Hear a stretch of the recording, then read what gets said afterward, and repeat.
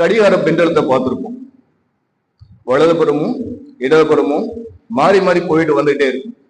வலதுபுறம் போகும்போது இடதுபுறம் போறதுக்கான திசையை சேகரிச்சுக்கும், இடதுபுறம் போகும்போது வலதுபுறம் போறதுக்கான திசையை சேகரிச்சுக்கும். இப்போ மாத்தி மாத்தி இயங்கிட்டே இருக்கும். அதை நடுவுல கொண்டு வந்து நம்ம நிறுத்தணும். எப்போ நிற்கும்? திசையை குறைக்கணும்.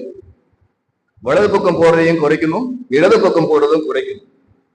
அப்போ அந்த விசையை குறைச்சா மட்டும்தான் அது நடுவுநிலை வரும். அதே மாதிரி நமக்கு எப்போ நடுவுநிலை நமக்கு வரும் அப்படின்னா, நம்ம மனம் வந்து அமைதி நிலைக்கு நம்ம கொண்டு வரணும்.